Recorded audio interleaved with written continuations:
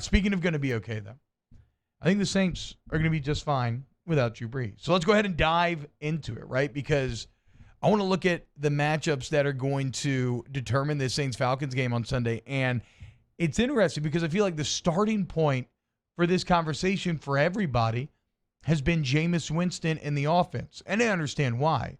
Drew Brees not being there creates this vacuum that demands takes, right? It is a beast that demands that you have an opinion on it, and we will get there. But in my opinion, when I look at this game, the far greater deciding factor than what the Saints do offensively, because I think they'll be fine offensively.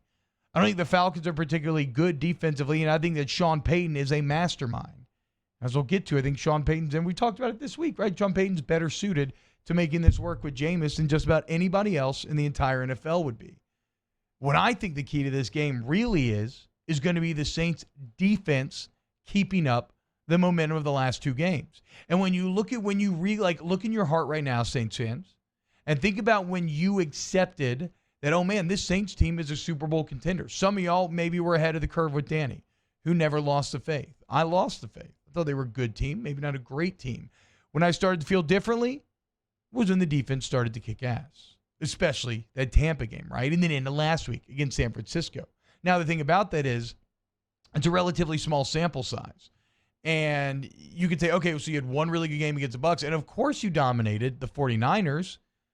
I mean, they're injured to all hell, right? You played the walking wounded. You should have dominated. And you're not wrong, though I think that Kyle Shanahan still can kind of trip you up if you aren't careful. But you're not wrong. And so that's why this game means so much, right? Because right now that two-game combination could still be a bit fluky.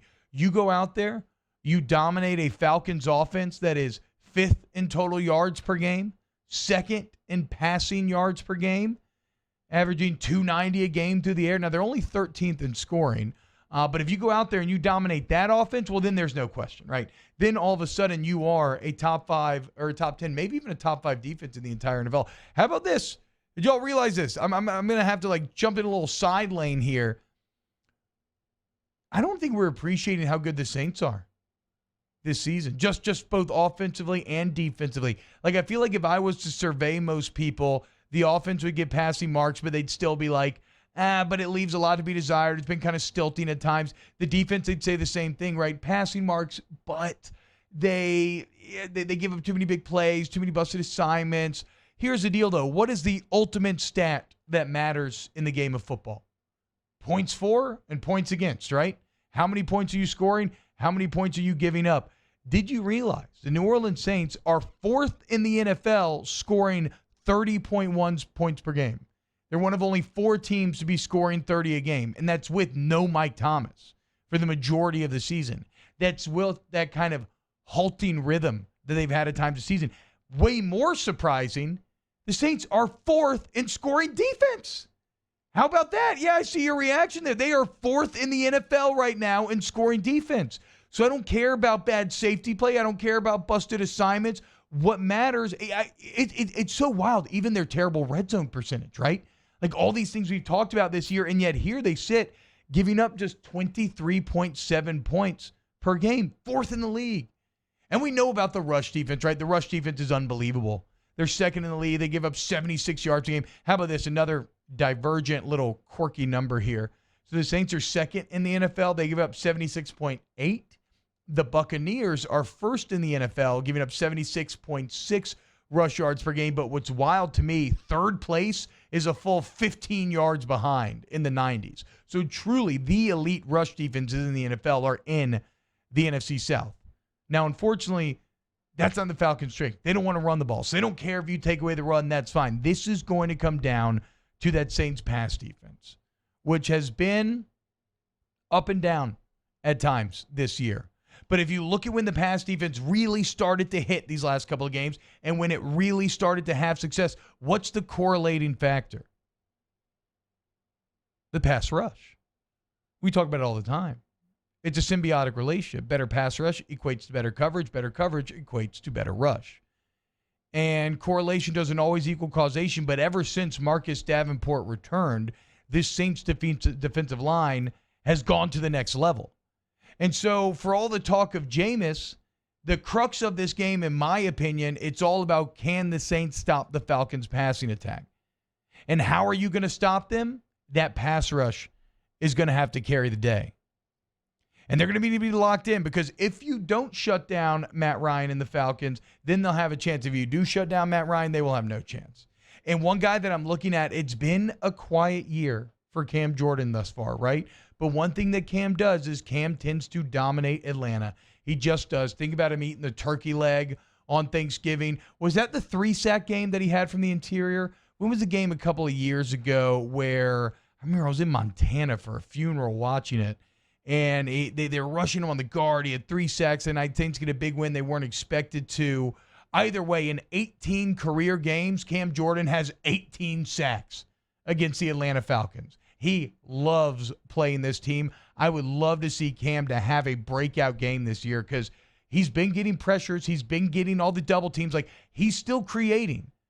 The same way that Mike Thomas's stats offensively haven't been gaudy, but he's creating because of the focus he demands. Cam Jordan is the same way. It's one of the reasons why Trey Hendrickson has so many sacks. It's one of the reasons why Marcus Davenport's having success as well. Really everybody, right? It's a trickle-down effect. But I want to see Cam get some of the headlines this game, and I would not be surprised at all if he does. So the Saints pass rush, to me, is the absolute key to all this. And I was looking to see, okay, do the Falcons give up a lot of sacks? And no, they're like middle of the pack. So it's not necessarily that the Falcons are weak there.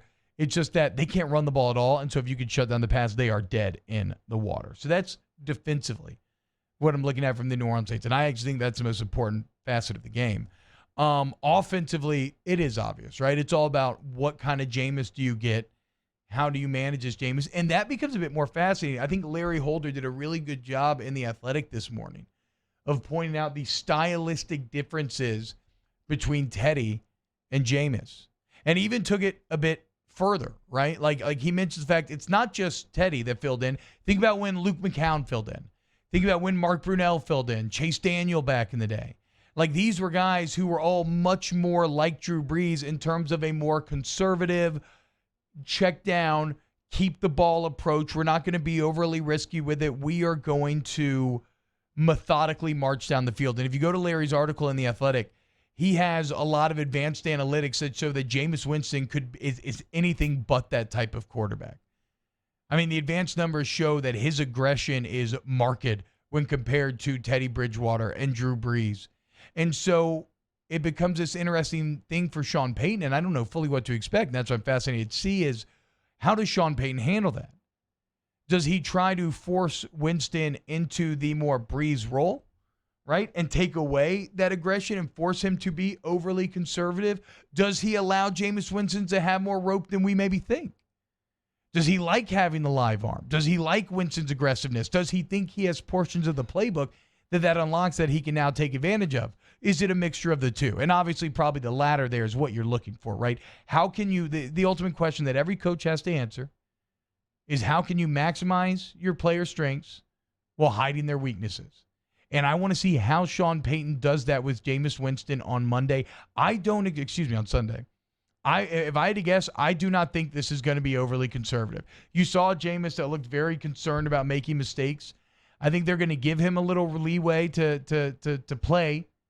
And I would not be surprised in the slightest if you see a more aggressive down the field Saints passing attack. And it would make sense too in terms of kind of dipping when, going one way when they're expecting to go the other direction. All this Saints film that you've been watching this year is a very side-to-side, very conservative, death by 1,000 cuts attack. What happens if all of a sudden you come out here and you're pushing the ball 20, 30 yards downfield? You're throwing to areas of the field that, quite frankly, defenses just haven't had to defend up to this point. It could be very interesting.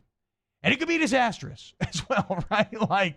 Like great risk. It has great reward, but it comes with great risk. So I'm fascinated. Ultimately, though, if the defense is on point and the pass rush is on point, Jameis may end up being an afterthought this Sunday. I cannot wait for the game. I love the Saints in this matchup.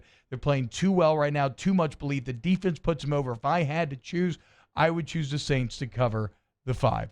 This is Off the Bench, OTBOT. We got Shamit Dua at Fear the Brown coming up next here on OTBOT.